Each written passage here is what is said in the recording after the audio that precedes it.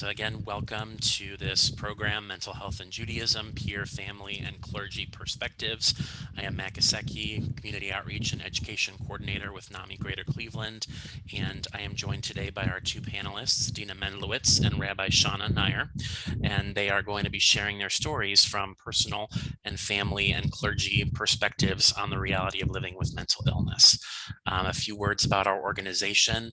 Many of you may be familiar with us if you live in the Cleveland area and have attended previous programs that we offer. We provide support groups and educational programs for individuals with mental illness and their families. We also provide educational courses. We have a helpline that's available Monday through Friday, 9 to 5, where you can call for referral to treatment options, 12-step groups, housing, legal aid. These are all things that anyone can call our helpline for any day of the work week. And we're also involved in the work of advocacy. We consider it to be a form of advocacy on a grassroots level to allow individuals affected by mental illness to share their personal stories. We hope that we are changing perceptions around mental illness and reducing stigma by allowing people to share the truth of their lived experience.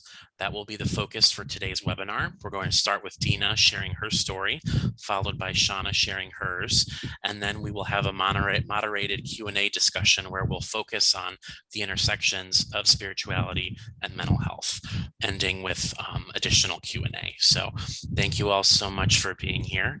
I'll kind of step into the background for a little while now, and I'll allow first Dina and then Shauna to share their stories. Thank you for being here, and you can take it away, Dina. All right.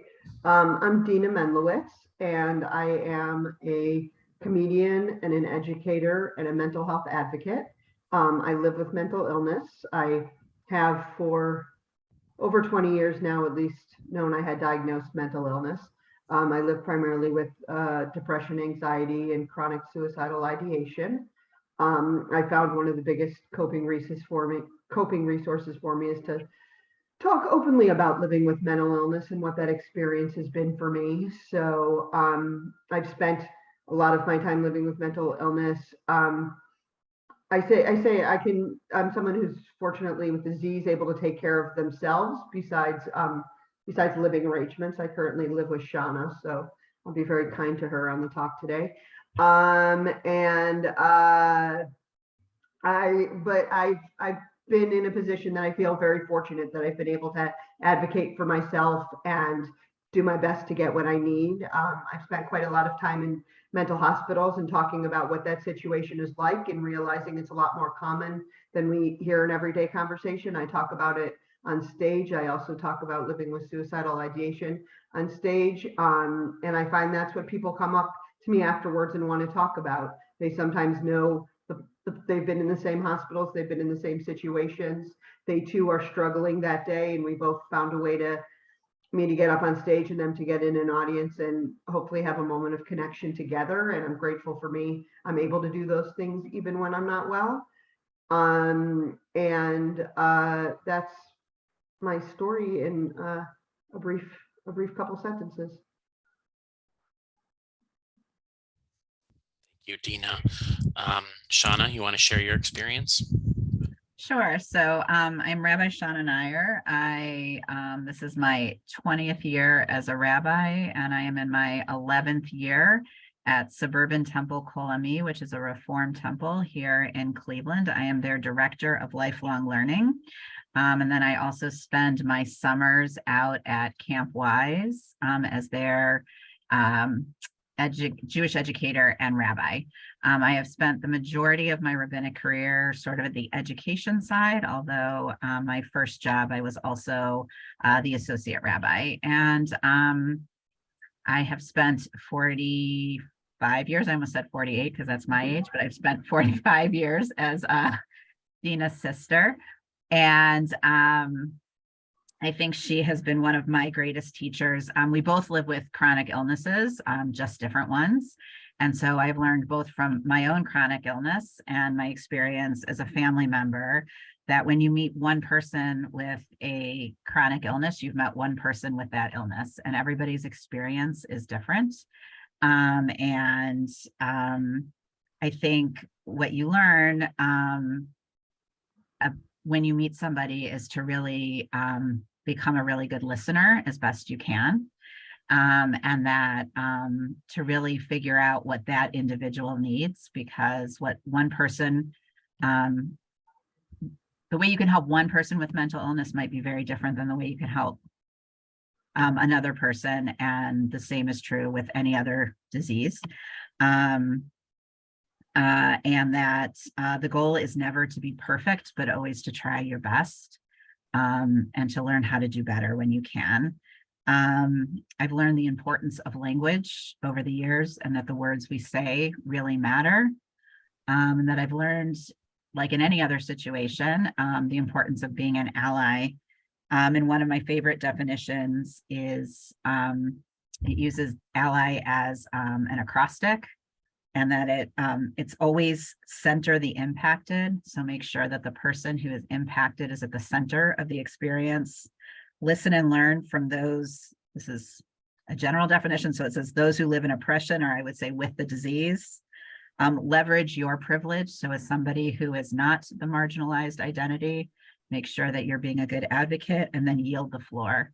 So make sure that you give those who have the peer experience the majority of the time to speak their experience, because that's when we learn the most. Thank you. Yeah, so we've got a little bit of foundation on both of you from what you've shared. I'd like to kind of move into some of the questions that can guide our next 30 minutes or so together. And, you know, feel free for, if one of you wants to respond, if both of you want to respond, the floor is yours for the remaining hour. So what would you say, you know, knowing that our focus here is not only on your experiences as individuals affected by mental illness in one way or another, but also recognizing your religious, spiritual identity, your involvement in religious institutions as a rabbi, for example.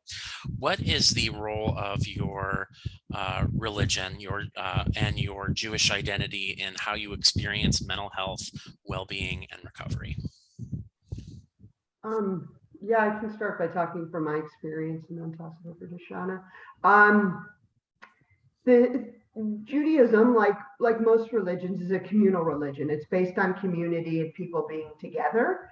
And mental illness is not based on those things. It's often based on isolation, and sometimes it's self-isolation if we don't feel like it or are up to it. Sometimes it's isolation in the fact you feel others don't get understanding what's going on. So to put yourself in a room with people and try to find a connection in some way or another, to me, is a way that's helpful and healing. And for Judaism, that happens to me. There's a prayer in the Jewish service called the Mishaberach, which is the prayer for healing. And I think it matters that as a prayer, it was written by somebody who had a chronic illness, because I think the words in it matter and connect in that way. But if wasn't doing well, and I teach at the temple on Sunday mornings, and we do a community service, and I would have my son sitting next to me, and he'd be holding my hand, and the whole room is saying this prayer, not necessarily for me. Sometimes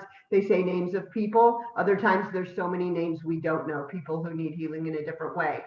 And to sit in that room and to feel that, and to say, it doesn't matter that these people don't know exactly how to help me or exactly what's going on, because they are helping in this little way, and that's a remarkable gift. And I never take it for granted, because even if it's for a second, you've felt some sort of relief, and you've felt some sort of possibility in healing, and that's been a great gift for me.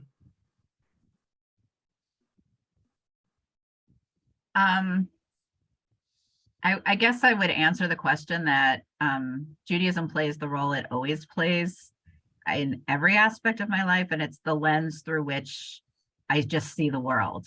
So I always try and teach in our learning program that Judaism shouldn't be a compartment in your life like soccer or theater or, you know, ballet, whatever it is. It's the lens through which we see our life. So I try and take the teachings of Judaism and the values and apply that to every aspect, including my experience with those, living with mental illness or any other disease or illness, those who are struggling in any way. And so I try and let what I have learned throughout my Judaism inform me. I think one of my greatest teachers has always been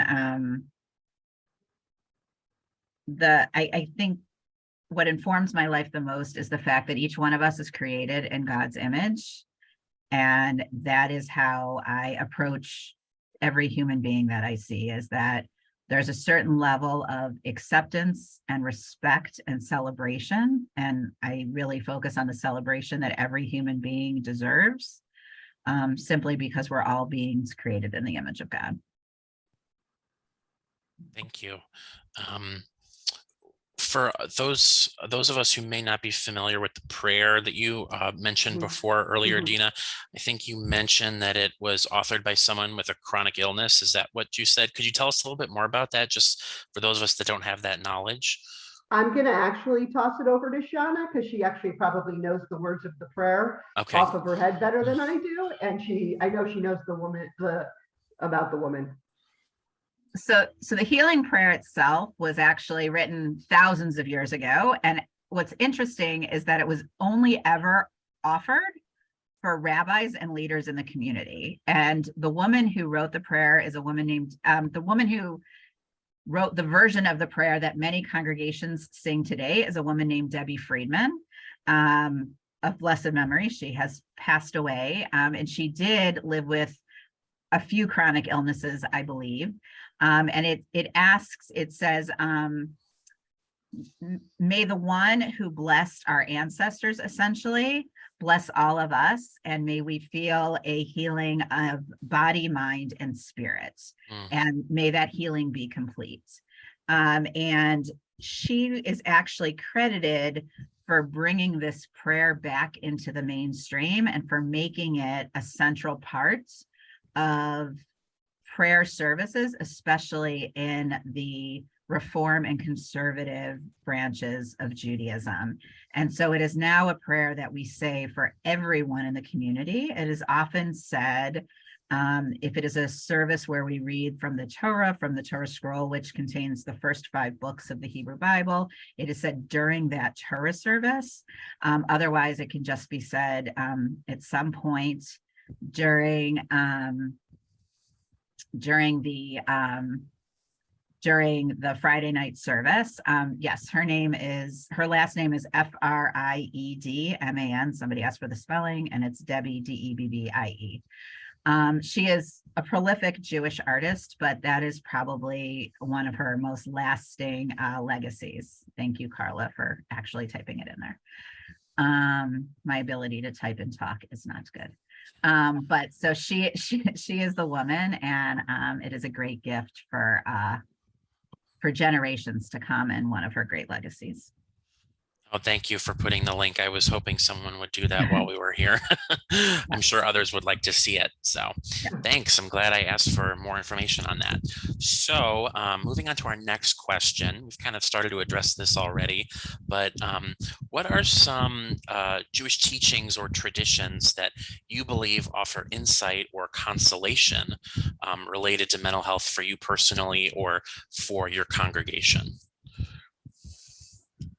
Okay, there's many things. I feel I'm actually someone who I wrestle with whether I believe in a God or not, and that has nothing to do with mental illness or struggle or anything. It's just a personal thing. But I very much believe in Judaism and believe in community, and believe in a lot of the teachings we have.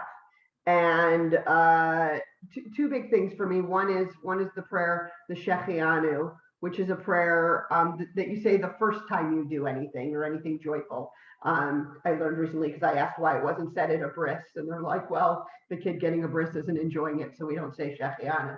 which I don't know if that's true. It's what somebody told me.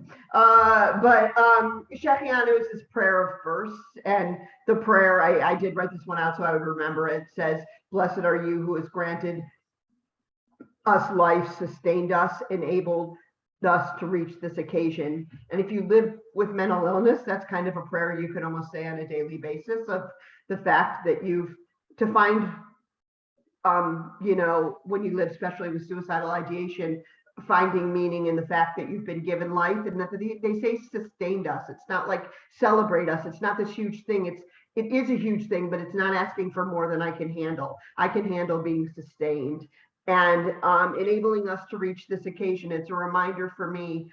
It's a prayer said on the first night of holidays, and when I'm sitting with my family at a table and we say that prayer, and I think, maybe last night I didn't know I was going to make it to this table today, or a year ago I didn't know I was going to make it to this table today. To have that moment and of really taking it in. A rabbi once said about it is like, he said it like, I always knew it growing up, just more with holidays and with services, but he said he did it when he put in his new dishwasher. He said it for the first time.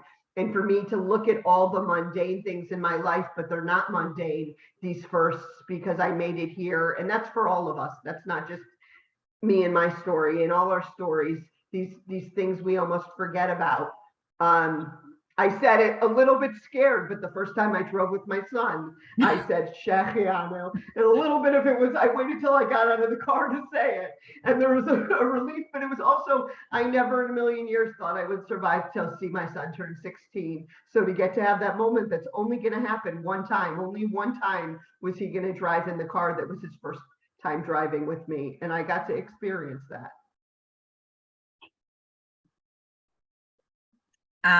Okay, so you asked a Jewish educator to bring you Jewish text. I did narrow it down though for you so that the meeting will end on time, not to worry.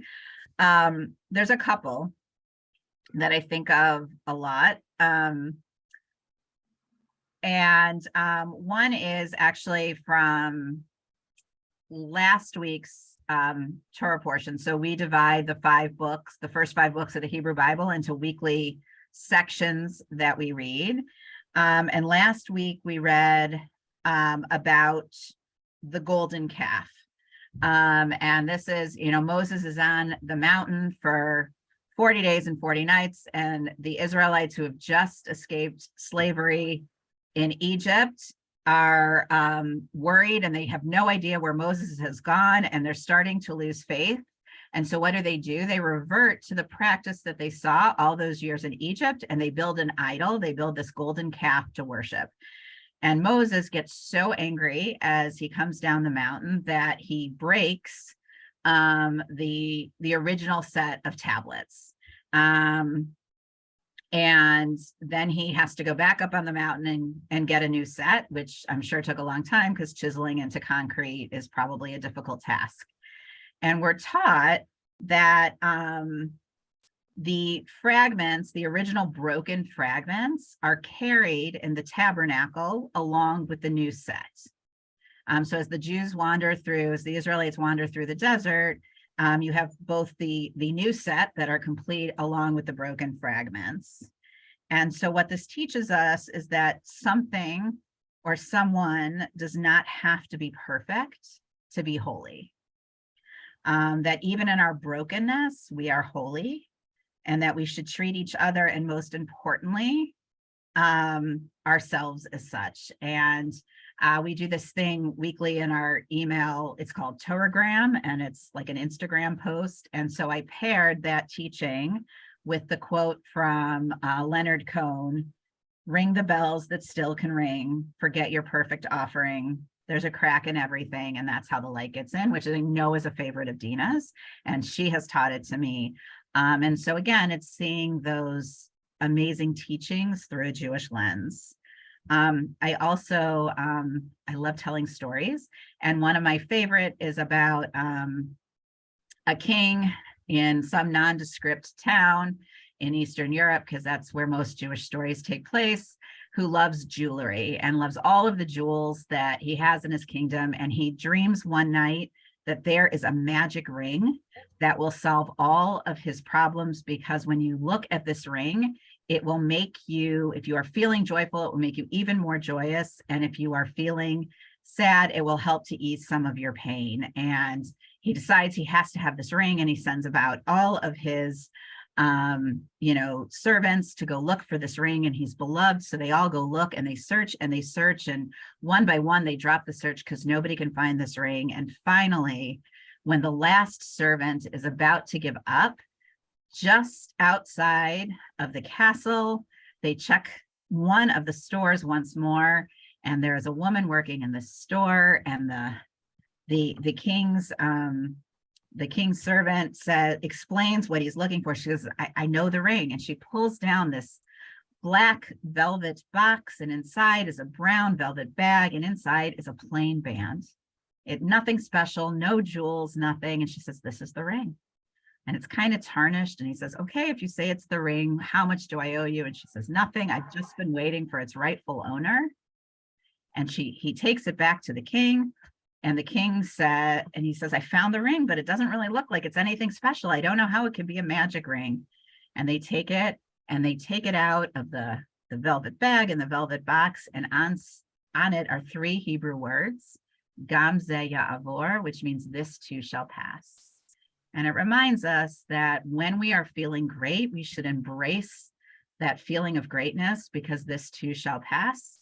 And when we are really feeling like the weight of the world is on our shoulders, we should remember that this too shall pass. We will not always be in this place. And that when we are amazing humans, we will also have good people who will help us get to the next place.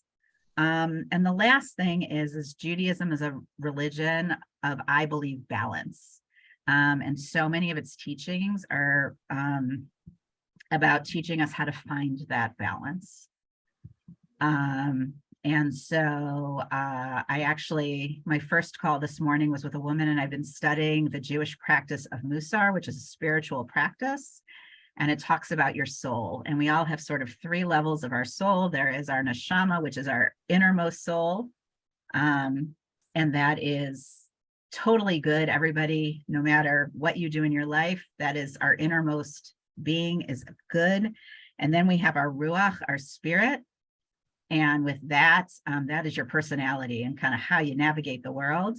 And then we each have a nefesh, and those are where you find everybody's character traits, which in Hebrew are called midot, which means measure. And it's about finding the right measure of each of those character traits. And as we go through life, we look for the right balance of, anger, so that we have enough anger so that we fight the injustice of the world, but enough calm so that our anger doesn't overtake us. And so how do we walk through life and figure out the right balance? Thank you. Those were some great examples, especially that story, this too shall pass. That's a true cornerstone, I feel, of both mental health, grief, life change, loss, and spirituality. For me, it's that and the serenity prayer from the Alcoholics Anonymous work, 12-step work, similar concept, I think, in some respects, that letting go, that surrender, and that impermanence. So interesting that you brought up balance at the end there. My next question is spirituality a part of your self-care? And if that's true, how is that true for you in your life? Okay. I just keep doing this pattern of me going first and then handing it over. Sure. Can I just say really quickly, and hopefully this doesn't bother you, sir, but I just want to give a quick shout out to John, because I'm on the other side of the Zoom this time. John is a guy who comes into hospitals and talks about NAMI, and I know he saved people's lives because people have told me when they were in a dark place, they opened that folder and it helped them. So thank you. Shabbat, the practice of taking a break. For me, Shabbat begins every week with thinking, what do I need to tell myself? What does my intention need to be? What am I struggling with right now? And how can I tell myself it's going to be okay and you'll find a way, and you're going to be okay. And so I write a Shabbat intention every week. on social media. But it starts with me and me having a conversation with myself in that morning. And it's usually something that, while very personal and specific to me, it feels in the moment, is very general. And I know other people connect with it, and I'm glad they find meaning in it. For me, and especially during when COVID was really bad, when we weren't leaving our homes and stuff, Shabbat became even more meaningful. I had more time to celebrate it, because normally my child would be going out somewhere on a Friday night and he wasn't. So we got to make Shabbat with my parents every week, and often Shauna and my niece, who we bubbled with. And I also had this thing of find your Shabbat, that it was my job to find something, whether it was I was riding my bike up to a park, and it's the most beautiful place to see a sunset that's around me, and standing on top and looking at that sunset and saying I found my Shabbat. Whether it was having a moment of seeing my niece and my son do the blessings together, and there I found my Shabbat. Whether it was a moment of saying I'm doing okay right now, and that's my Shabbat, that sort of thing. So I still have that moment with myself every week. Sometimes I work with kids, and at work you'll have a moment with a student where they get something and you go, oh, okay, I found my Shabbat. It's taken care of. And sometimes it's a little treasure hunt I get to do. The author Cheryl Strayed, who wrote Tiny Beautiful Things and Wild, said her mom always said to her, put yourself in the way of beauty. And that has been kind of a commandment for myself and often on Shabbat to live. So Shabbat is my self-care of me finding moments of connection and intention and beauty. I would say that it's practicing gratitude. The Hebrew word for gratitude is hakarat hatov, which literally means looking for the good.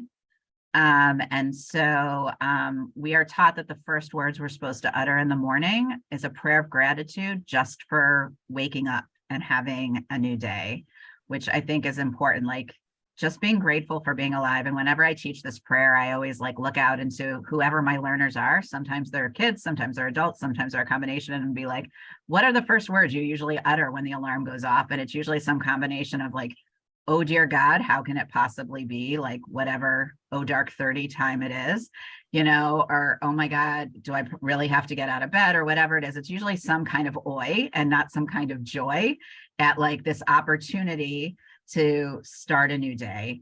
And then the rabbis also teach that we are supposed to recite 100 blessings a day. So think about if the first words you uttered in the morning were words of gratitude, and then you spent your day looking for 100 things to be grateful for. First of all, that's all you do, and you never get anything done.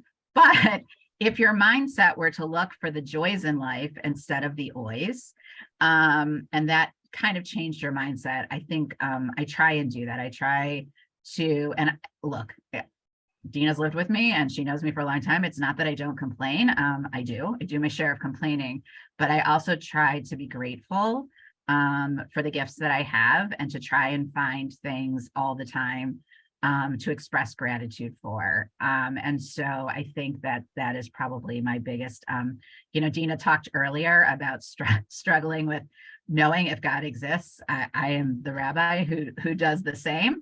I don't always know. But I do know that I am grateful for the people in my life, and I love a good Broadway musical. My favorite is Les Mis, and my favorite quote from that is, to love another person is to see the face of God. And so, yep. And my experience of God is always with the humans in my life. And so I try and practice a lot of gratitude for my interactions with others and the good work I get to do with great people. If I could just say one thing, because I just want to talk, the prayer, which she's talking about, which is called Modani or Modani, for me, that's always the stretch. I'll be in temple and they'll say, we say this prayer to say, I'm grateful to be alive. And I'm like, I'd like to get there someday. And it's not that I have plenty of moments in my life where I'm grateful to be alive, but to say I'm to begin the day that way. But that's what I love about Judaism and my connection to it, is I say that prayer still, and I'm able to look at it as, okay, if you've ever been in a mental hospital, you spend some time making vision boards. You cut out things from like old Oprah magazines and put them on a back. I always say, like, I wonder if the people in Xeljanz knew I used their arthritic medication ads as my like thing to inspiration, because it'll be like, I climbed every mountain, and I'm like, oh, okay, I'll put that on here. Sort of thing. And it's on my vision board to one day be able to say without thinking about it for a second, I'm grateful that I'm alive, and to get to say it. So I love that there's something aspirational there for me. Yeah, thank you. So I'm noticing, to kind of switch gears in a different direction with some of these questions. We're highlighting the communal dimensions of being part of Judaism and a Jewish community. Also family, that piece is incorporated here as well. I think we also know from our work here at NAMI that there can sometimes be difficulties that arise in family and community contexts around mental health. Dina, you highlighted at the beginning the tension between a communal experience and isolation, which we can sometimes see when we're living with mental illness. So knowing that some of what we experience around mental illness in society can be related to stigma around mental health, how do you feel that religious communities can reduce the stigma around mental illness? What do you consider to be the role of a Jewish congregation or another faith community in changing the conversation about mental health and reducing the stigma? Yeah. So first, I just want to speak a little bit on the word stigma. Stigma to me is like discrimination, but it put a party dress on. So we use the word stigma a lot because it almost sounds a little softer than discrimination, but what it really is discrimination. And I'm okay using either term. I think we just have to know that somehow, sometimes is how that gets heard. People are like, oh, I want to destigmatize, but it's really like we need to stop discriminating against. But there's a couple of things. One, if you know somebody in your congregation is not well with a mental illness and you have this information and they know you have this information, please treat it the same way we treat what we would do if they have a physical illness. It means a huge amount to somebody in the hospital if they have clergy they're connected with, that clergy comes and visits them. The hospital it's a different factor than when you're, visiting another unit, and the fact that the person has walked in and they've surrendered their phone and they've surrendered their shoelaces and the strings in their hoodie, and with that they've surrendered a little bit of dignity, it's felt like, for them. They often come in feeling less than. It's a different experience, and anytime somebody can be there that way, it's amazing. There's a wonderful article, it's on Slate, so you can Google it. It's called When Your Daughter is an Addict, Nobody Brings Dinner, and talks about the idea of these illnesses that people don't treat the same as we treat regular ones, that they might organize a meal train. I'm not saying these in any ways of, I wish my life had more of these. I've built a support system and I have wonderful people in my life, and I know that I am the exception in a lot of times with dealing with mental illness. So if there's somebody that you would do something for who was in the hospital for another, not just the hospital, someone who's going through a rough time, the most like I ever felt like another patient was when a mom who I was in preschool with her child dropped a meal on my porch. I was like, oh, this is how it feels. And it was there was something about that moment of feeling that way. One last thing I want to say is, a few years ago, I was getting TMS treatments, which is transcranial magnetic stimulation. And it's actually it really has no side effects and is a good thing to try if you have persistent depression, especially if medication's not working. But I was in the office to get the treatment, and there was a man there with his wife and 4 other people, and they were his religious community, and they stood up and surrounded him in a circle and said, may this be the cure that helps you. And they prayed to Jesus, and they were thankful and with gratitude. And so often when I talked to friends, and I know it happens in every religion in a different way, of saying, like, I know I've had a friend who somebody said to her, like, oh, you don't need medication, Jesus will help you. And these people here were saying, we want you to get this treatment, and that's how we see Jesus helping you. And I was like so moved, and I was watching this thing, and I thought, what would it have been if I had at some point, and asked a rabbi or clergy. I mean, I always have clergy that visits me in the hospital because my sister visits me pretty much more than anybody else. So I'm in the BYOC, bring your own clergy department. But like, what would it be like to be with someone and say that prayer, that Misha Barak prayer I talked about for healing right before I went in? What if we made that part of our ritual? And sometimes people will go, well, I can't do anything if the person doesn't tell me what's going on with them and that sort of thing. And I say, there might be a reason why they feel they can't tell you what's going on with them. So how do we figure that out? I've been very lucky in my experience. I belong where Shauna's at Suburban Temple Colony to talk about mental illness on several occasions there. And so somebody who's sitting there knows it's an open space, especially, it's not just, especially someone with lived experience. In fact, last year, it was Shauna who was asked to speak for NAMI as part of a panel. And she said, well, should I bring along my sister? She said, should I bring along the person with lived experience? Because she knows what that means. And into that sort of thing. And then this year it wound up working out where it was able to be both of us doing it too. But yeah, that's where I'll leave all that.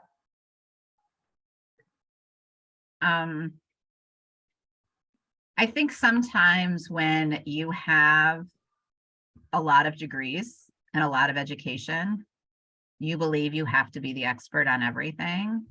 And I think if I could tell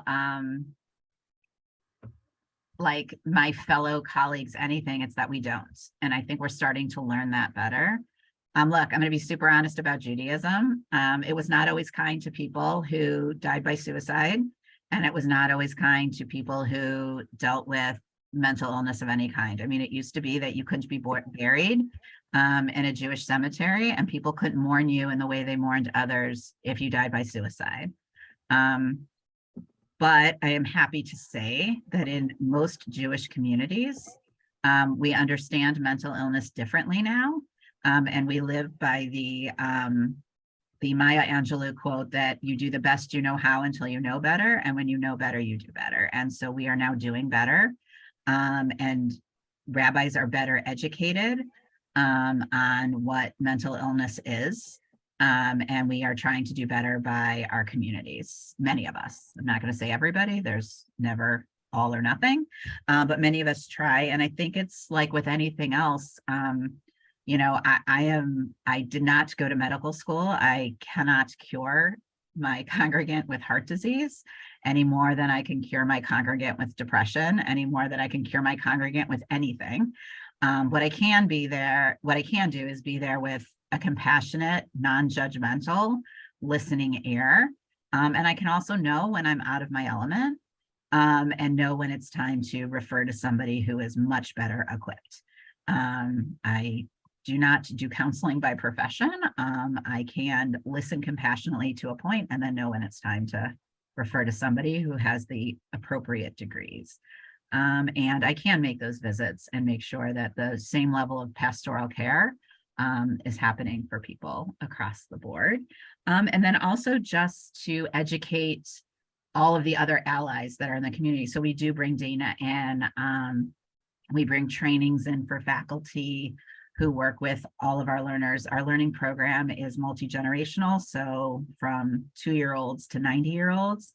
And so that our faculty is educated on what they might, what their learners might be experiencing. So they can do the best they know how to, and they can know better and do better. Just to, like as Shauna had said about heart disease and this sort of stuff, and this is, I think, the biggest thing you could know as a family member or friend. Just like Shauna she talked about living with chronic illness, she has Crohn's. It was never in my mind that I could do anything to help her Crohn's go away. That isn't, I don't have that. There's nothing you can do. We think with depression, we should be able to talk and joke around and make somebody feel better and make it go away. And it might make it feel a little bit better. It's not going to make it go away. But once you can let go of that weight on yourself to say, I somehow have to cure this, and think, if they broke their leg, would I think I should set it?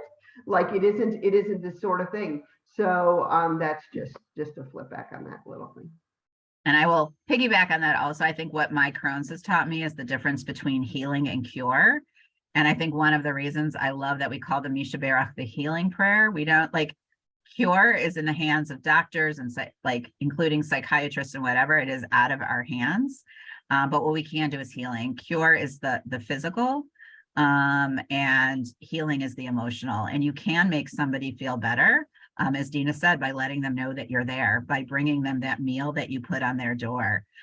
Did that cure her mental illness? No, but it did heal her in a way because of how it made her feel. And so the same is true. And I think that there are people who go through life being cured and never healed, and people being healed and never cured, and people being both and neither. And so I think once we have an understanding of that, and when I teach that healing prayer, that's what I always talk about, is you have no power. And just because you prayed and prayed and prayed and your relative may still have died of cancer didn't mean that you didn't pray hard enough. But them knowing that you were praying for them made a difference while they were still alive. And so I think that's an important distinction too. Yeah, thank you. Nice distinction there, healing and cure. And I'd also add, from what I know, that the etymology of the word heal and healing comes from relationship with the word whole and wholeness. Mm-hmm. Whole, holy, healing. So one last question before I open it up for questions from our audience. This is kind of your soapbox moment, if you will. What would you like religious leaders to know about what it is like to live with a mental illness, either as a peer or as a family member? I think, like, for me, while I try to take this part away from it, it's, I want you to know I don't want to be this way, which kind of stinks that I would have to say that, because, like, once again, back to a physical illness, we don't feel that as much. And that because I feel that way, that's where the isolating factor I goes in, and that a little thing goes such a long way. I mean, there's someone I message with who's connected to a different synagogue and sends me messages now and then, and the receiving of those messages and getting that sort of thing, and somebody knowing the little bit of, like, hey, I'm just here and I need you to know I'm out here. So, like, this is awful. It doesn't feel good. And then when you see the discrepancies in the different way it's treated, it just makes it feel worse, and it makes you feel like you're less valid, like the disease is less valid. And I try to not give things that much weight and that much, but it's what happens. And so, what may seem very little to you, either way is a big deal. Whether you do the action you need to or don't do the action, it has a big feeling, and you can do something so little, and really it can matter. And always have voice of lived experience, people living with these illnesses who are ready to talk and willing to talk. Give them a place, because people are in the audience are going to see themselves in that person, and they're going to feel safer in your building. And that's with anybody in every marginalized community that has lived, gets to share their lived experience, makes someone in our building feel safer. And if that's not the biggest gift we can give, and the biggest gift we should give, that's really what it's about. Yeah, I mean, I go back to, can't say it better than Dina, and I just go back to that definition of being an ally, and the first and the last is always center the impacted and always yield the floor. And really, nobody knows better what somebody needs than those with lived experience. And so really leverage them to the best of your ability, and then leverage your own privilege to do the best you can to be the best advocate. I feel like we could have a conversation, a fireside chat for like 3 hours about so many different threads within this whole experience.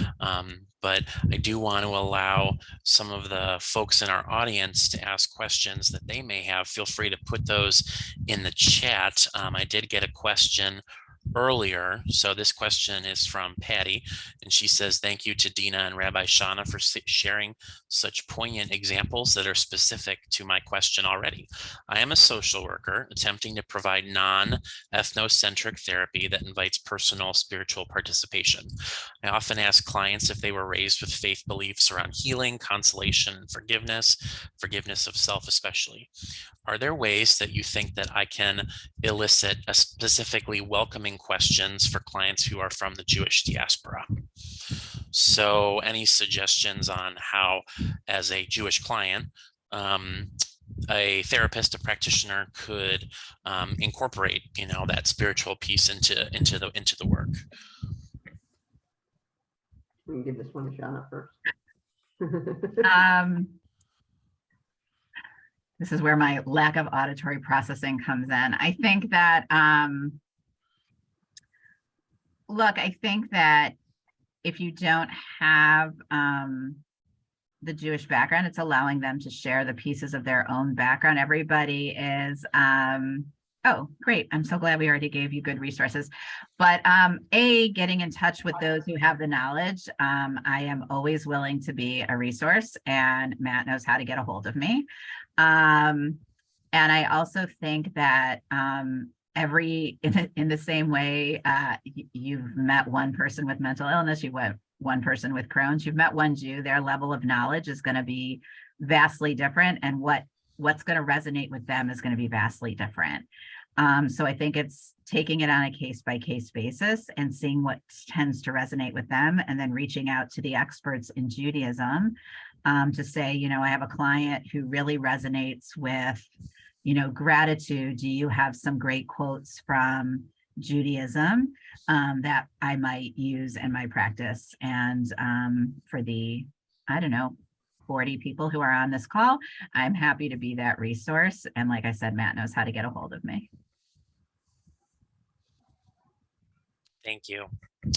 Anyone else have any questions you would like to ask of Dina or Shana while we are all still here? I'm just seeing a lot of nice comments in the chat, being really grateful for all of the insights that you've both been able to offer us, and the prayers. And thank you to those in the chat who've been putting links. I think that's really helpful. Okay, Shlomo Sherman, you have your hand raised. Would you like to ask a question? You're on mute. Oh, there you go. Well, we're talking about Jewish community, mental illness and stigma, which somebody correctly said it's like prejudice. And we have the commandment to love people as we love ourselves. And you were talking about the incident of the golden calf. And I heard a great story about that. It's very brief, I'd like to share. Moses comes down from the mountain. He sees people worshiping a golden calf, and he says to Aaron, "What are you doing? Why did you build this calf for the people to worship?" And Aaron says, "You were away a long time. We didn't know when you were coming back." And Aaron says to Moses, "Let me ask you something. Who's the love of your life?" Moses says, "Hashem, God, he's the love of my life." And Aaron says, "I'm very different from you.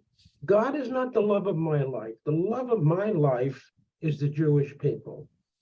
And the Jewish people, they had feelings, and they had worries, and they had concerns.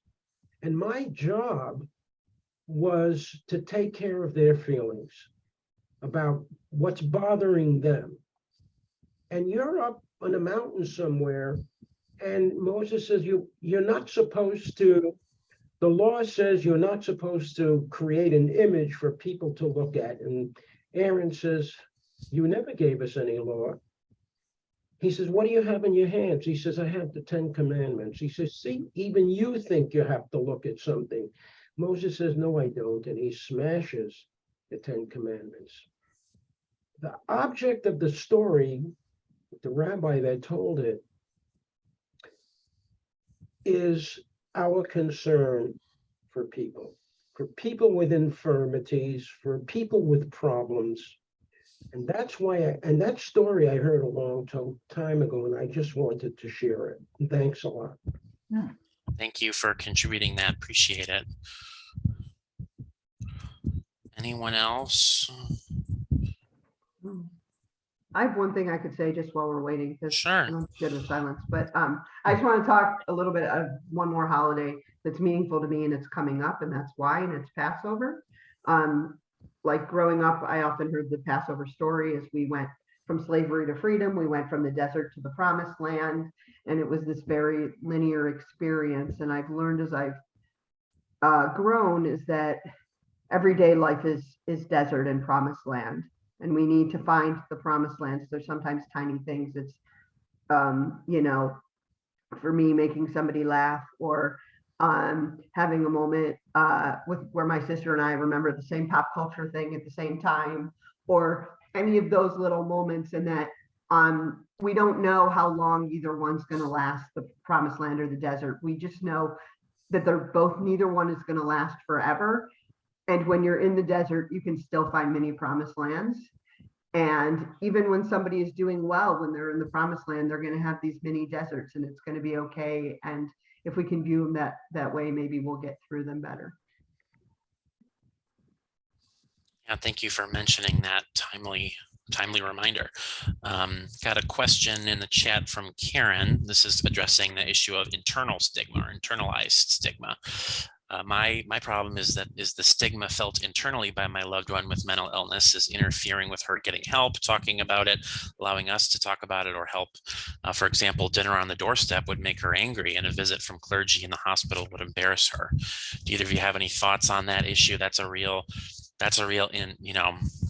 challenge. So I'm gonna piggyback on what Shlomo said. So, you know, I will tell you that my favorite 3 words of Torah are v'ahavta l'reacha kamocha, love your neighbor as yourself. But I actually believe that because it reminds us that we should love others and we should love ourselves. However, there's that golden rule that's the golden rule. When Rabbi Hillel was asked to talk about, to encapsulate the entire Torah on one foot, he said, that which is hateful to you, do not do to anyone else. So he kind of turned the golden rule on his head. It wasn't do unto others as you would have done to you. It was that which is hateful. We can mostly agree on what's hateful. I mean, nobody really wants to be bullied, and nobody wants to be murdered, and, you know, all of those bad things. But what is comforting to us is really unique and individual. And so the golden rule of treat others the way you want to be treated really needs to be the platinum rule, which is treat others the way they would want to be treated. And sometimes we're not always going to get it right. I have lots of stories in my arsenal, which I will not tell now, about people with the best of intentions, not necessarily saying or doing the right things, but I understood and I know they mean well. And sometimes those of us who are the patients, it takes some teaching to say, this is what I need. I don't need 12,000 visitors. And sometimes my person who's my really good friend outside of the hospital is not going to be okay when I need to go into the hospital. And I need you to say they can't come. Like, I need you to be my bodyguard. And that's an okay thing too, right? Or just for the parent in this case to say, you know what? We don't need the meals. We don't need this, but it's okay for you to say, but I'd really like to go get coffee as this person's parent because I need the support. And I think it's like, as somebody who is a family member, I think it's also okay for you to recognize that it isn't just the person with lived experience. And it is okay for you to say, I live with this person that I really care and love about, and I see them struggling. And I'm experiencing it too, and I may need support, and to seek whatever support you need. Obviously one doesn't want to make it all about themselves, but it's okay to make it somewhat about yourselves without feeling selfish. And so I think it's about figuring out what that person needs, what you need, and then just being clear about your needs. And sometimes it's a little bit of a struggle to figure out what you do need, and you can't always, but know that most people have the best of intentions. Yeah, and I just say that, like, thank you for bringing that point up, because while these are things I mentioned, they're things, first of all, to me, it's either stuff I would find helpful or I'd want to do for other people who feel similar to I do, or who would be willing to have that. But there isn't something for everybody, and what you could do most is to take care of yourself. And that, I know, doesn't seem like quite enough.